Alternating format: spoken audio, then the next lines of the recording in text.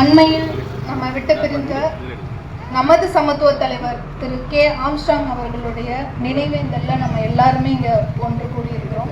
நம்மளோட வாழ்க்கையில சில கனவுகள் நிஜமாயிடக்கூடாதா அப்படின்னு நமக்கு பல ஏக்கங்கள் இருக்கும். இந்த நிஜம் நமக்கு கனவா இருக்காதா, கனவா போயிடாதா அப்படின்ற ஒரு பிரார்த்தனை நம்ம கிட்ட இருக்கு. அண்ணன் அவர்கள் பாபா சாஹேப் அம்பேத்கருடைய கொள்கையை தன்னுடைய இறுதி மூச்சு வரைக்குமே இறுக பற்றி கொண்டு அதன் வழி வாழ்ந்தவர். அண்ணன் அவர்கள் நமக்கு ஒரு 3 விஷயத்தை அதில் தெளிவு பெறணும் அப்படின்றத வலியுறுத்திட்டு வந்தார்.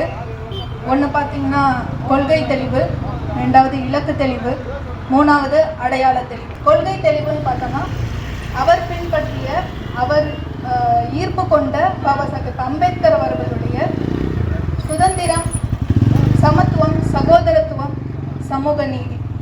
இதில் நம்ம எல்லாருக்கும் ஒரு எள்ளளவு கூட சந்தேகம் வந்துடக்கூடாது. இதுதான் அடிப்படையே. ஸோ இது நம்ம எல்லாமே தெளிவாக இருக்கணும் அப்படின்றத வலியுறுத்திட்டு வந்தார். 2வது பார்த்தீங்கன்னா இலக்கு தெளிவு. பெரும்பான்மை மக்கள் எல்லாமே ஒன்று கூடி ஒரு அணியின் கீழே, அதாவது ஒரு அணியாக திரண்டு ஒரு தலைமையின் கீழே ஆட்சி அதிகாரத்தை கைப்பற்றி நமக்கான அரசாங்கத்தை உருவாக்கி நமக்கு என்ன தேவையோ அதை நம்மளே தீர்த்துக்கணும் அப்படிங்கிறது தான் அண்ணன் வலியுறுத்திட்டு வந்தது. இது நம்ம எல்லாருமே கட்டாயமாக தெளிவு பெறணும் அப்படின்னு நான் விரும்புகிறேன். 3வது தான் ரொம்ப முக்கியமானது, அடையாள தெளிவு. அண்ணன் அவர்களுடைய வாழ்நாளில் அதை ஒரு எடுத்துக்காட்டாக வாழ்ந்திருக்கிறார். அவர் நமக்கு ஒரு ரோல் மாடல்.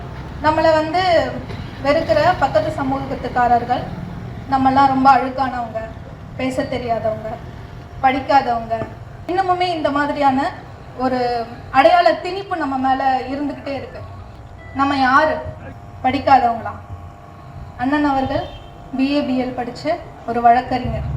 அவரை மாதிரி நிறைய வழக்கறிஞர்களை உருவாக்கி கொடுத்துருக்காரு. நம்ம எல்லாருமே ஏதோ ஒரு பட்டம் பெற்ற பட்டதாரிகள், அரசு அலுவலகங்களில் வேலை பார்க்குறோம், ஏதோ ஒரு ப்ரைவேட் கம்பெனியில் வேலை பார்த்துருக்காரு. நம்ம படிக்காதவங்களாம்? கண்டிப்பாக இல்லை. நமக்கு பேச தெரியாது, இவங்கெல்லாம் என்ன அரசியல் பேசிடுவாங்க அப்படின்னு ஒரு மட்டுப்படுத்துகிறாங்க. அண்ணன் அவர்களுடைய அரசியல் பேச்சு, மேடை பேச்சு இப்போ பட்டி தொட்டி எல்லாம் மூளை முடுக்கெல்லாம் ஒழிச்சிட்டு இருக்கு.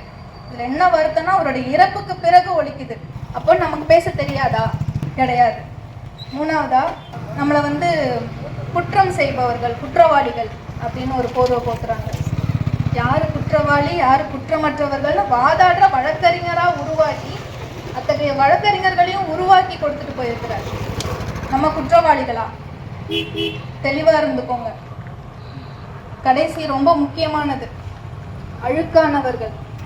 இதில் அண்ணனுடைய உடை அரசியல் என்னை ரொம்பவுமே ஈர்த்தது. தூய்மை அப்படின்னு சொல்லப்படக்கூடிய ஒரு வெண்மை நிற மேலாடையும் கால் சட்டையும் அணிந்து தான் அண்ணன் அவர்கள் ரொம்ப கெத்தாக வலம் வருவார். ஸோ அதில் அவர் என்ன சொல்ல வர்றாருன்னா, நீ என்னெல்லாம் என் மேலே ஒரு அடையாளமாக திணிச்சியோ அது நான் கிடையாது அப்படின்னு உடை அரசியல் செய்து காட்டினது தான் நம்ம அண்ணன். இப்படி எவ்வளவோ சொல்லிட்டு போகலாம். இந்த BSP கட்சியாகட்டும், நம்மளுடைய தலைவர், மறைந்த சமத்துவ தலைவராகட்டும், இவங்களை பிற கட்சிகளோடையோ பிற கட்சி தலைவர்களோடையோ ஒப்பிட்டு நம்மளை நாம் தரம் தாழ்த்திக்க கூடாது. ஒரு கொள்கை பிடிப்போட எத்தனை கட்சி இருக்குன்னு பார்த்தீங்கன்னா மேக்சிமம் இருக்காது. அதனால நம்ம யார் கூடயும் ஒப்பிட்டு நம்மளை தரம் தாழ்த்திக்க கூடாது. அண்ணனுடைய ஆனால் ஒரு விஷயம், அண்ணனுடைய மேடை பேச்சுக்களாக இருக்கட்டும், மக்களில் சந்திக்கும் போது பேசுகிறதா இருக்கட்டும், அவர் எந்த இடத்துலையும் மறந்தும் கூட எனக்கு நீங்கள் ஓட்டு போட்டு பதவியில் உட்கார வச்சிங்கன்னா உங்களுக்கு நான் இதை செய்கிறேன்னு அந்த பதவி பற்றோட பேசியிருக்க மாட்டார். நாம் எல்லாருமே அரசியல் கற்றுக்கிட்டு, நாம் எல்லாருமே ஒன்று சேர்ந்து அரசியல் அதிகாரத்தை கைப்பற்றி நமக்கான தேவைகளை பூர்த்தி செஞ்சுக்கணும் அப்படின்னு தான் சொல்லியிருப்பார். இப்படி ஒரு தலைவன் யாருக்கு கிடைப்பான்? அப்படிப்பட்ட தலைவர் நம்மளுடைய சமகாலத்தில் வாழ்ந்து மறைந்திருக்கிறார். அதுவே நமக்கு ஒரு பெருமையான விஷயம்தான். நம்ம எல்லாரும் அண்ணனோட பழகி இருக்கோம், அதுக்கு நம்ம பெருமைப்படணும். அண்ணன் அவர்களுடைய உடல் மீதான வன்முறை கண்டிக்கத்தக்கது. ஆனால் அவர் இன்னுமே நம்ம கிட்ட ஒரு கொள்கை உருவத்தோட வாழ்ந்துட்டு இருக்கிறார். அவர் விட்டு சென்ற சமூக பணிகளை நம்மால் முடியும் வரை அல்ல, அந்த பணிகள் எல்லாவற்றையும் முடிக்கும் வரை நம்முடைய உழைப்பை அண்ணனோட உயிர் தியாகத்திற்கு ஈடாக வைப்போம். ஜெய் பீம், ஜெய் ஆம்ஸ்ட்ராங்.